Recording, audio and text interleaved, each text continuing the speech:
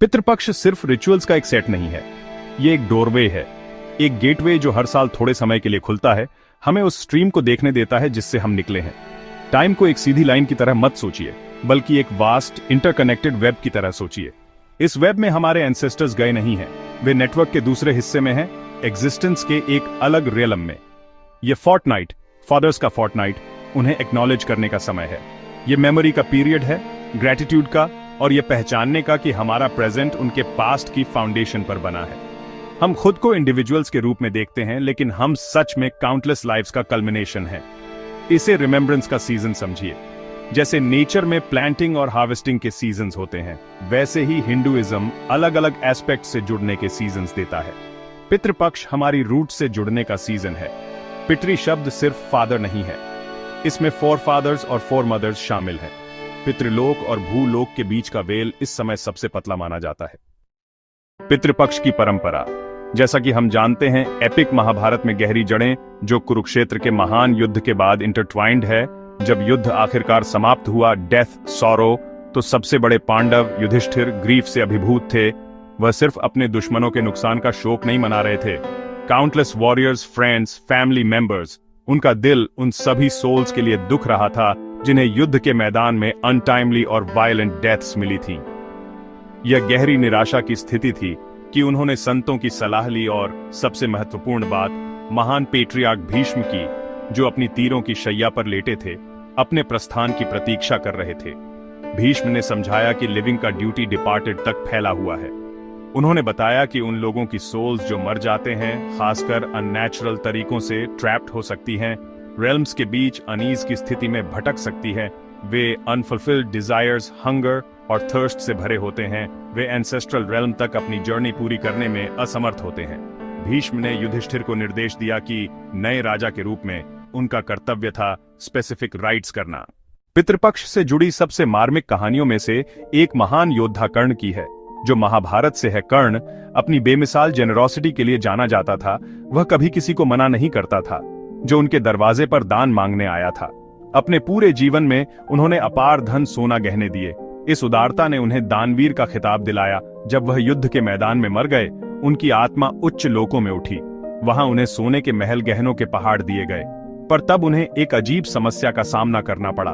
असीमित धन के बीच भी कर्ण को एक गहन भूख और प्यास सताने लगी। भ्रमित और डिस्ट्रेस में उन्होंने इंद्र से सवाल किया। इंद्र ने मुस्कुराकर कहा, तुमने वर्ल्डली चीजें दी, सोना चांदी, लेकिन तुमने एंसेस्टर्स के लिए भोजन पानी नहीं चढ़ाया। तुम्हारी चैरिटी इमेंस थी, पर इनकम्प्लीट थी। तुमने उन सोल्स का पोषण नहीं किया जो तुमसे पहले आए थे। यह सुनकर कर्ण हम्बल्ड हो गए। उन्हें एहसास हुआ कि उन्होंने श्राद्ध की उपेक्षा की थी। देवताओं ने दया कर एक बूंद दिया। उन्हें पृथ्वी पर 14 दिनों के लिए लौटने की अनुमति मिली। पितृपक्ष की दो मुख्य प्रथाएं श्राद्ध और तर्पण हैं। श्राद्ध, तर्पण, अक्सर इन्हें एक दूसरे की जगह इस्तेमाल किया जाता है, लेकिन ये अलग अलग पर पूरक क्रियाएं हैं। श्रद्धा शब्द स्वयं श्रद्धा से बना है। इसका अर्थ है विश्वास या ईमानदारी। यह फेथफुल हार्ट से किया गया कार्य है। यह कोई यांत्रिक अनुष्ठान नहीं है, बल्कि गहरे विश्वास और रेवरेंस के साथ की गई एक पेशकश है।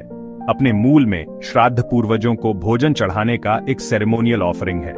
यह आमतौर पर विशेष रूप से इस अवसर के लिए तैयार किया गया भोजन होता है। इसमें अक्सर ऐसे व्यंजन शामिल होते हैं जो डिपार्टेड एंसेस्टर को पसंद थे। भोजन पहले एक ब्राह्मण को चढ़ाया जाता है, जो पूर्वजों के प्रतिनिधि या पात्र के रूप में कार्य करता है, और एक कौवे को भी, जिसे मृतकों के लोक से एक दूत माना जाता है।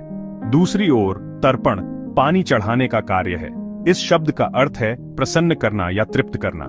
यह ऑफरिंग पानी के साथ काले तिल या तिल मिलाकर की जाती है और हाथों को कप करके और उंगलियों से पानी बहने देकर की जाती है। यह सरल, एलिगेंट जेस्चर प्रतीकात्मकता से भरपूर है। पानी जीवन, इमोशन और समय के प्रवाह का प्रतिनिधित्व करता है। तिल के बीज में ऐसी ऊर्जाएं मानी जाती हैं जो दुनिया के बीच के वेल को पार कर सकती हैं। तर्पण करके लिविंग सिंबॉलिकली डिपार्टेड की स्पिरिचुअल थर्स्ट को बुझा रहे हैं। उन्हें उनकी आगे की यात्रा पर शांति और संतोष प्रदान कर रहे हैं। पूर्वजों का सम्मान करने की प्रथा कोई नई बात नहीं है। यह सबसे प्राचीन हिंदू स्क्रिप्चर्स के फैब्रिक में बुनी हुई है। ऋग्वेद मानवता के सबसे पुराने सेक्रेड टेक्स्ट में से एक में पितरों को समर्पित हिम्स हैं।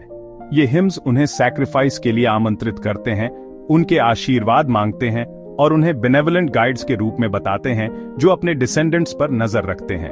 वेद पूर्वजों को डरने वाले भूतों के रूप में नहीं बल्कि एग्जॉल्टेड बीइंग्स के रूप में स्थापित करते हैं जो लिविंग की दुनिया को प्रभावित कर सकते हैं। गरुड़ पुराण, मार्कंडेय पुराण, अग्नि पुराण, ये पुराण श्राद्ध के अनुष्ठानों, समय और गहरे महत्व के बारे में विस्तृत जानकारी प्रदान करते हैं। गरुड़ पुराण विशेष रूप से मृत्यु के बाद आत्मा की यात्रा का विस्तृत वर्णन देता है और समझाता है कि ये राइट्स क्यों महत्वपूर्ण हैं। हिंदू विचार में हर व्यक्ति कई रणों या राइनस के साथ पैदा होता है।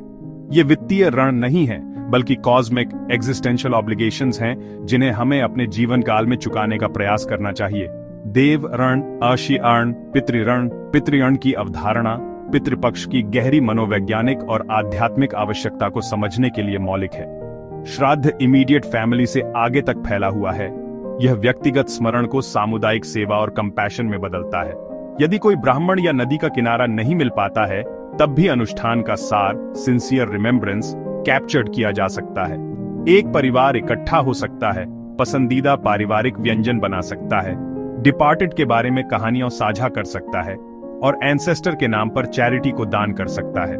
मुख्य कार्य मैकेनिक्स नहीं, भाव, ग्रैटिट्यूड और कनेक्शन की भावना है जो हमें हमारी जड़ों से शक्ति देता है ताकि हम अपने भविष्य के लिए ऊंची और मजबूत शाखाएं उगा सकें।